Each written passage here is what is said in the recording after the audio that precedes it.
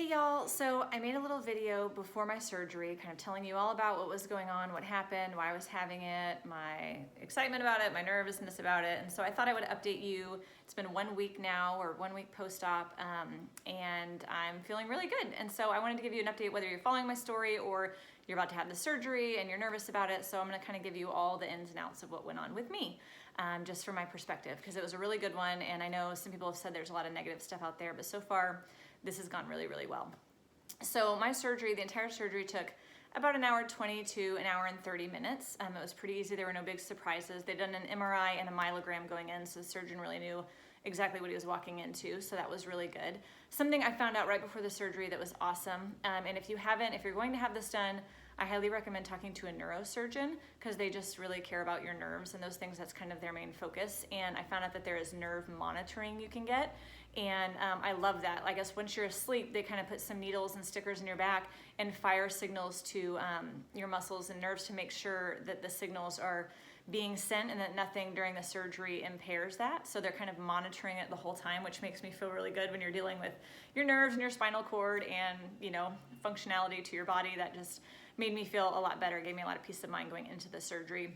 And then coming out knowing that nothing was damaged was obviously makes you feel really good about that. So definitely look into nerve monitoring if this is something that you are going to have done. So basically what they did when they went in right through here. It was an anterior cervical discectomy infusion on 2 levels, C5 to C7. And they went in, they took out all the bone spurs, all the kind of things jutting out. They took the 2 discs out that were kind of degenerated, and they traction it up, and they put these implants, these PEEK implants in. Some people get cadaver bone. My surgeon likes to use these implants that has stem cells in it that helps graft the bone together. He says they're just a little more consistently cut than sometimes the cadaver bone, but both can work really, really well. And so that's what I had done. And they had put a titanium plate on it. So the plate is so weird. I keep thinking I'm gonna feel it in the back of my neck, but it's not in the back of my neck. It's actually in the front. So I'm probably never ever gonna feel it because it's behind my esophagus and all that stuff. So that is actually where my titanium plate is. And there's 2 screws at each level. So there's 6 screws in there also. And I apparently will not set off any metal detectors at the airport because titanium doesn't do that. I didn't know that. Very cool. Although that would have been kind of a fun story, I think, when I travel, but that's all right. Anyways, so that all went really well. I have 12 staples at my incision site, which I get out this afternoon, and I'm super excited because it's starting to itch a little bit. So I'm excited to get that done, let it all kind of sit and see how it looks, because I think it's going to heal up really nicely. They went right on a natural kind of line that I had in my neck, and so you might not even see the scar, in a few months' time. So that's really, really neat, although I kind of think scars are gnarly and cool, and they tell great stories. So either way, I would have been fine, but it's really nice if that's something that you're concerned about. I will have this collar on for 6 weeks, and I find this really interesting because I watched a ton of videos before we had our surgery because I just didn't know what I was walking into. And doctors just vary greatly, and I think it depends on if you have a neurosurgeon or an orthopedic surgeon or what their philosophies are. Some people don't even wear a collar after the first few days, and some people wear it for 3 months. I'm supposed to have mine on for 6 weeks. I could get it off a little earlier possibly, but he said I'll likely have it on for the full 6 weeks, just to make sure I'm not doing anything crazy, that it's just fusing really nicely and stuff, just to make sure we're taking really good care of it. So we shall see there. It's not really that uncomfortable. I can do just about anything except trying not to turn. I'm trying to be very diligent not to jolt and run after my kids and stuff. So I know I have to calm down now that I'm feeling so good. The results I've seen so far, I did have some immediate changes after the surgery. I know a lot of people say immediately when they wake up they notice that pain is gone. I don't have a lot of consistent pain. I have a lot of weird nerve stuff going on in my arm. But what I didn't realize, I guess this has been happening to me for so long. I think I've had this for over a decade, and we didn't realize things were coming from my neck. I always thought I had tricep injuries. I thought I had wrist problems. I mean, I did have wrist problems, but I thought things in my hand were coming from my wrist. And apparently all of this is likely related to my neck. So it has probably been there for a very long time. And the first thing I noticed within, the first 2 hours after surgery is that my fingers felt different, my last 2 fingers. And I don't even think I realized how numbish they were because it's just so used to it. But they feel different, and I can grip really good with my right hand. All I wanted to do was squeeze everybody's hand when they came in. I was like, watch this. So it's really cool to be able to grip so hard with my right hand, and I'm excited to kind of work on that and see where it goes. And they said that's a great sign for everything else up here. The only thing I've really noticed along here is my elbow doesn't hurt anymore. My elbow was always kind of achy, and sometimes I would get like nerve zingers, but it was always kind of achy, and it doesn't hurt anymore. My tricep used to twitch just about 24 hours a day. Like it would just jolt and do weird things, and always felt like it was beat up from a platform, even if I hadn't been on platform in weeks. So that doesn't happen anymore. I still get some firings in there, but it's very different. I think a lot of what I'm feeling, like I haven't had a lot of pain per se. Like they kept saying, what's your pain level? What's your pain level? And I'm like, I don't really feel pain. I just kind of achy. Like a lot of my achiness has been kind of between my shoulder blades. And that makes sense because they said they've actually made me about 3 millimeters taller. So I might legitimately be 5'6" now. My driver's license might actually be correct, which is kind of cool. But when they do that, it kind of stretches your muscles. So there can be a lot of achiness. That's why they give you muscle relaxers, I've heard, in the first few weeks. That can be really helpful. And so I think that's where a lot of my achiness comes from. And I get a lot kind of on my right shoulder. And it's kind of just been achy down my arm, but like a weird ache. Kind of, I thought of this last night. It's kind of like, you know, if you sit on your foot and your foot falls asleep and it starts to wake up, but it's not pins and needles like hurting. It's just that weird sensation. And so I don't know if that's what this is, if it's like literally starting to wake up and starting to fire. I don't know. But it feels very different and it's very achy. And I know things are just adjusting. So it's going to take time. I mean, I said sometimes it takes months to kind of see what your actual results are going to be. Sometimes it's immediate. Sometimes it takes a long time. I could also have some permanent damage. We're not sure what that looks like. Only time will tell at this point. But I think these are all very good signs. I'm excited to talk to the doctor today when I get the staples out to kind of see what their thoughts are on that. So, but to me, it's very encouraging because it's different. It's not the same as it was. Feels better. Like I don't even remember what it's like to have a normal right arm. So it's just really bizarre to me in like a good way, if that makes sense. Let's see, the first couple of days, my throat, like the very first day, my throat was really sore. I think from the tube, like it felt very like scratchy, like a sore throat, you know. And I was on a clear liquid diet, so I did a lot of ice chips, juice, like kind of, well, I got juice kind of later in the evening, and then some Jell-O. And Jell-O even hurt the first day. It was pretty, because it was also very swollen, because they move all your stuff over also when they're doing it. So the sore throat probably went away by the second day. I spent one night in the hospital. And by the second day, I think the sore throat was pretty much gone, but it was I could tell it was achy from the swelling. And so that was what was hard. It was hard to swallow stuff. So very soft stuff, scrambled eggs, Jell-O, soup, you know, that kind of stuff, juices, smoothies. Like that's what you're going to want to go for in the first couple of days, because my throat was achy for, I don't know, at least a good 4 days. I mean, and I still sometimes have trouble swallowing certain things. But for the most part, I'm eating just about all normal food now on the 7th day. But I think for the first 4 days, it was really swollen, and soft foods were definitely best. But by kind of between day 4 and 5, I really started to turn a corner and feel better. And I think a lot of the anesthesia and the medicines and all that stuff was getting out of my system. I've only taken one pain pill since I've been home. And it was just because we went out, kind of the first day we were back, I went out to see a visiting team and our team at the dry land briefly and came back, and it really wore me out. So I took one that morning and promptly passed out in the recliner for a while. But other than that, I haven't needed it. Just kind of, I take a natural supplement for anti-inflammatories. If you want to talk to me about that, just shoot me a message. But that's really been all I needed. And I've taken the muscle relaxers in the evening. It's a lower dose of the muscle relaxer I had in the hospital. And I just take that in the evenings because I've heard that's really good to help you sleep. However, it doesn't make me tired or anything. It's just supposed to like help you relax.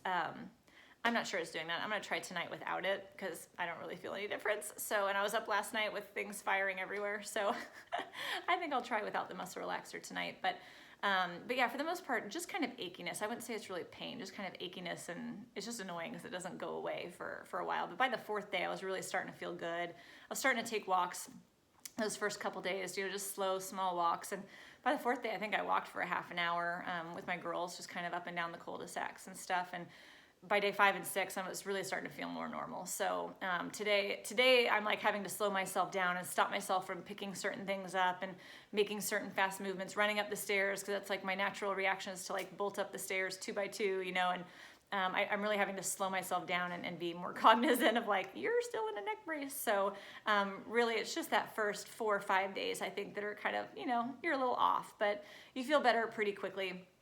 I have had to have some help doing certain things. Like we had this big recliner that my parents loaned me that was in our living room, and it was great. I slept in there the first 2 nights because you lay back to like 45 degrees, and it was really, really good, but I couldn't get out of it on my own. So my husband had to sleep out of the couch, so if I needed to get up to go to the bathroom, he could like help me get out. So that was really annoying. But so I guess that was the 4th night, maybe I slept in my bed. We propped a bunch of pillows up, and that worked just fine. It was so much better being in my bed, and I could, you know, kind of do a low log roll, turn over and get out and hop up if I needed to. So that's been so much nicer. And I mean, I can do most things now. Dressing the first few days is a little hard, especially trying to get stuff over your head. I would recommend button downs, big loose collars, something with a zipper like this, just to make it easy to put stuff on. I can totally dress myself. I could dress myself yesterday, no problem. The day before I could sort of do it, but I needed a little, but my 7-year-old was able to help me, you know, so it wasn't too bad. It's the bending over stuff where I think you kind of got to be careful, because it just kind of gets achy when you bend over sometimes certain ways, and you don't want to try to like duck your head. But really, all in all, not too bad. Yeah, so I'm just trying to make sure there's nothing I've kind of forgot to tell you guys. I took my first shower, I think, on like day 4. They gave me a special shower collar and then some clear, it's kind of like saran wrap type stuff, just a clear sticky thing to put over my bandage, and then put the shower collar on over that to take a shower, and it felt so good to take a shower. I didn't know how hard that was going to be, because I can't, like, you know, I didn't know, like, getting your hands up over your head, it's not hard. It just kind of like my shoulders get kind of tired of doing that, but it really wasn't as bad. I was totally able to wash it. I had a little comb in my shower. I have long hair. If you have short hair, it's going to be easy, but really long hair, and so I had a comb in my shower, and that helped a ton. The only problem I had was trying to wrap my hair in a towel after I got out of the shower, so husband helped me kind of, you know, drip dry and scrunch my hair dry, and he did a pretty good job. Just trying to roll with, I may look like a mess some days, but love me anyway, because it's temporary. But yeah, for the most part, I'm doing pretty good. I've had to change the bandage every day, so I take a look at it, clean it out. It looks really good. And yeah, I can't drive until this collar is off. That's kind of part of my, I guess, where I'm limited, because like, again, I feel like I can do a lot of stuff. I feel like I could be up and around and going to the stores and doing this stuff, but I can't, you know, turn real well, and so driving's just obviously dangerous, and so that's where I kind of get limited, and I need people to help me. So at this point, I don't really need a lot of help in just daily stuff. I can make meals, I can do a lot of basic stuff. I'm not supposed to vacuum and things like that, although it really needs it around here.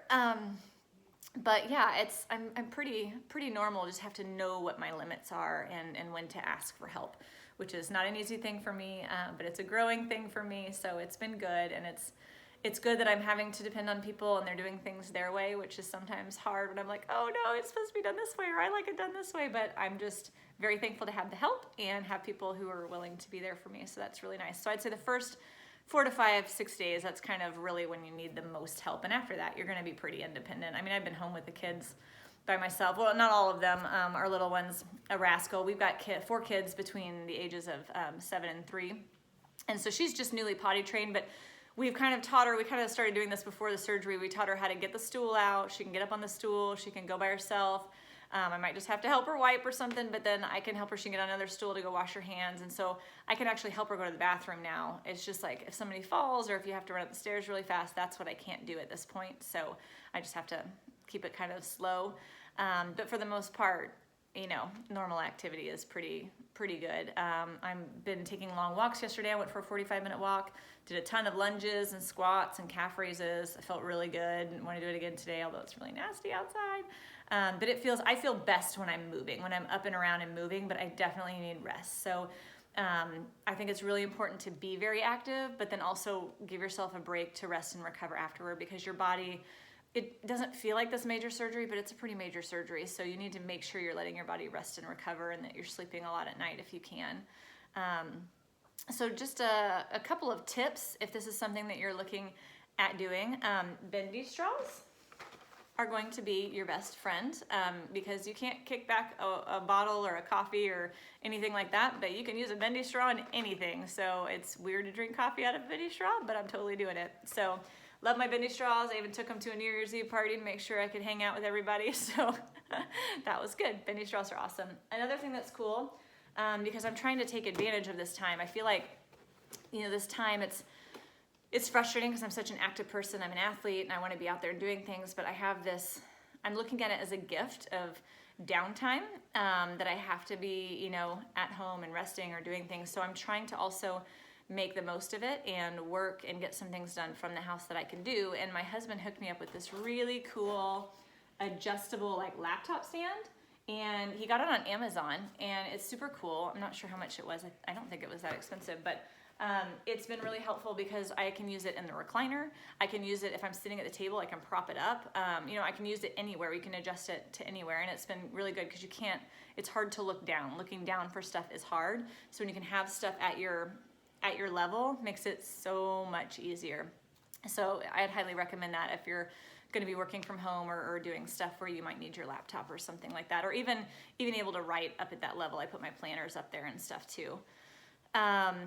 I think explaining to the kids beforehand what was going to happen was also really helpful, to let them know, like, Mommy's going to be in a neck brace, but I'm going to be totally fine. Like, I'm going to get through this. Everything's going to be okay. You can't run and jump on Mommy.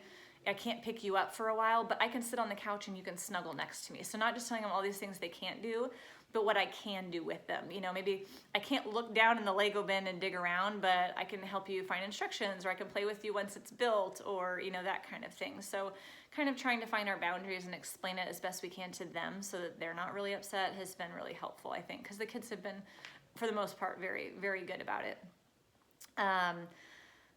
Yeah, I think being gracious to people who are helping you, even if they're not doing things the way you want them to, the fact that they're helping you and it's temporary is good. And so just try to have that thankful gratitude mindset, and it's going to make those things a lot easier if you have a hard time asking for help or depending on people, which I do. I'm just very independent, and so this is hard for me sometimes, but it's been a great opportunity for my kids to help me. I mean, like they bring me that little laptop stand, they bring me things, they help prop up the recliner so I can get out. Like, they're super, super helpful. My Zoe helped me put my pants on the other day. So, I mean, the kids, it's been an opportunity for them to help, and it's been really good for them and for me, I think. A good lesson, I guess. And I think just plan ahead. Like, don't look at this as you're down and you're out and what you're missing out on. Look at it as an opportunity. Kind of find a way to use this time wisely, whether it's spending more time reading, or, you know, your quiet time in your Bible, or, you know, calling friends and just catching up with people. Put your headphones in so you don't have to hold your phone the whole time. Put your headphones in, talk to your friends, catch up on emails. Do something that makes you feel like you're making up the time, whether it's getting quality time for you or getting work done. Like, you can do things while you're down. This is not the end all, you know, you're paralyzed, you can't go anywhere or do anything. Like, you can make the most of this time. I'm making the most of this time. I know you can too. A big question a lot of people are asking me is am I going to dive again? Because I am a 3-time Olympic gold medalist. I took 9 years off, and I actually came back to diving in 2017, competed at our nationals, and then kind of all this happened. And so people are asking, are you going to dive again? Are you going to dive again? And the doctors are telling me yes. They say, you look great. In 3 months, I should be fully fused. In 6 weeks, I get this off. I can start rehab. And then in 3 months, they said I will be fully fused and I can get back in the water and start diving on the lower levels. And as I feel good and as things are progressing, I can work my way back up to the platform. Only time will tell if my arm can hold up, if it feels totally better, you know, and if my neck holds up. Like, only time will tell. I don't know of any platform divers who have had fusions that have gone back up there. I know some springboard divers that have when they're younger. So this is kind of new territory. So only time will tell, but I am so encouraged by what I'm seeing and what I'm feeling and what they're telling me that I'm looking at this and I'm believing that, yes, it's a possibility and I'm going to get back in the water, and that's where my mind is. So if I can do this, y'all, you can get through this. You can face anything that you're going through, and I'll be your biggest fan and your biggest cheerleader. And I appreciate you guys for supporting me, for checking up on me.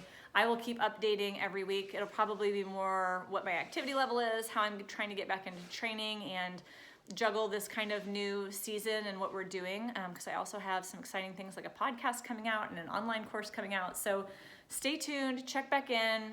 If you want to stay up to date on everything that's happening, go to laurawilkinson.com, sign up for my email updates, and you will know exactly when everything is happening, and you'll be the first one in and to know all the news and to share it. So thank you guys so much. I'll see you next week.